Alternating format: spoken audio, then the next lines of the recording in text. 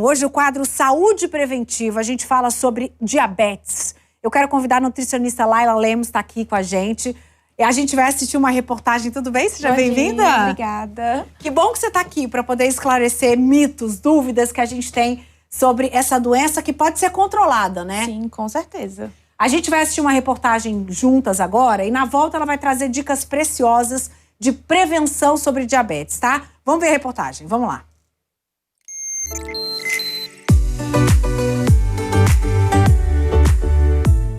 Diabetes é uma doença crônica que atinge hoje mais de 10% da população mundial. O Brasil é o 6º país no mundo e o primeiro da América Latina com diagnósticos da doença. E tem mais. Até 2045 é possível que ela chegue para 23 milhões e 200 mil adultos brasileiros. E olha que nem estamos falando das crianças, que também podem ser alvo da doença. O diabetes se instala quando a produção de insulina pelo organismo é deficiente, seja na produção pelo pâncreas, seja na distribuição desse hormônio para as células. Mas para que serve a insulina no nosso corpo? Com a palavra, o presidente da Sociedade Brasileira de Diabetes.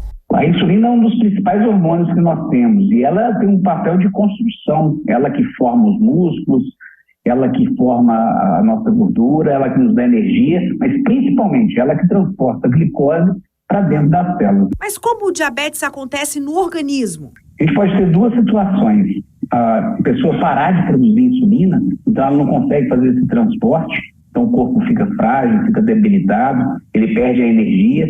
E no caso do que a gente chama de diabetes tipo 2, ele até tem muita insulina, mas ela tem algum problema para abrir esses receptores. Isso normalmente acontece nos casos de obesidade, principalmente essa obesidade centrípeta. Então isso nos assusta bastante, porque tem aumentado muito o número de pacientes portadores de diabetes, inclusive em crianças. O médico explica também que existem mais 12 tipos da doença, alguns mais raros. O importante é conhecer os mais comuns para identificar e combater. O mais conhecido é o tipo 1, que é o da criança, que é uma doença que a gente chama de autoimune. Há uma destruição dessas células que produzem insulina. O tipo 2, como eu já mencionei, ele produz a insulina, às vezes até em grande quantidade, mas ela não consegue agir. O diabetes gestacional acontece na gestante entre a 24ª e a 28ª semana de gestação. A mulher produz um hormônio chamado lactogênio placentário e cria uma resistência à insulina. Doutor, criancinha não passa despercebida pelo diabetes mesmo, não. O Maurício descobriu a dele com 8 anos de idade. A mãe desconfiou dos sintomas porque a avó dele era diabética. E na volta de uma viagem, resolveu fazer os exames. O resultado impactou toda a família, no fim das contas. A partir disso, a gente tentou começar a entender a doença, como ela se comporta, quais são as suas características, para tentar ter uma vida normal, né? A informação é sempre a principal aliada. O Maurício conseguiu vida normal monitorando a glicose. Com a tecnologia à mão, tá tudo certo. O sensor no braço dele é muito eficiente. Envia dados para o celular e para o relógio. Garantem o controle da doença com menos picadas no dedo. E muito do que ele sabe hoje veio também do compartilhamento de fontes que sabem exatamente pelo que ele está passando. O meu conselho é que você tente se cercar de pessoas que têm diabetes. A maneira que eu achei foi a partir do Instagram, que eu não conheço exatamente as pessoas, mas assim, elas compartilham dicas muito importantes. Não são só pessoas que só diabéticas, às vezes algumas são médicas, estudantes de medicina.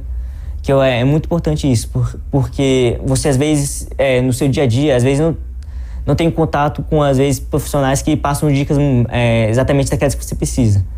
Mas aí, com o Instagram, eu consegui, com essas pessoas, receber informações que eu acho de qualidade, que eu consegui aplicar no meu dia a dia. E você que está me ouvindo agora, sabe quando buscar um médico para investigar problemas com a glicose? Hein, doutor? Explica aí pra gente. A primeira glicose que altera é a glicose depois da refeição e não a glicose de jejum. E muitas vezes a gente faz um exame só em jejum. Outro exame interessante atualmente é a chamada glicohemoglobina ou hemoglobina glicada, que mede a variação dessa glicose nos últimos 3 meses. Se esse valor estiver acima de 6,5, já é considerado diabetes. De 5,7 até 6,4 a gente chama de pré-diabetes. que já pode apresentar complicações e pode ser prevenido sim, melhorando a alimentação, aumentando a atividade física e muitas vezes utilizando alguma medicação para nos ajudar. A gente tem que lembrar que tem algumas patologias que são comorbidades, que estão associadas ao diabetes. A hipertensão, a obesidade, a dislipidemia, que é o aumento do colesterol, a história familiar, aquelas gestantes que já tiveram filhos com mais de 4 quilos, são pessoas que têm uma chance maior de desenvolver o diabetes. A gente tem que estar mais atento. E atento aos sintomas. Se você começou a ter um emagrecimento e não sabe o motivo, se você está acordando durante a noite para urinar, muita fraqueza, a visão embaçada, deve olhar e fazer esse check-up em relação à glicohemoglobina ou hemoglobina glicada e a glicemia depois da refeição. A boa notícia é que o tratamento oferecido na rede pública de todo o Brasil pelo Sistema Único de Saúde oferece medicamentos e assistência. O negócio é mesmo buscar a unidade de saúde mais próxima de você. E olha, não encara o diagnóstico do diabetes como algo tão ruim assim. Olha a dica do doutor. O diabetes ele pode ser tratado como um estilo de vida. É uma doença grave quando não bem controlado. Ele bem controlado, com alimentação, com a medicação certinho, com disciplina, com foco, ele vai ter uma vida até melhor de quem não tem diabetes, porque ele vai ter mais consciência alimentar, consciência da atividade física e conhecer seu próprio corpo.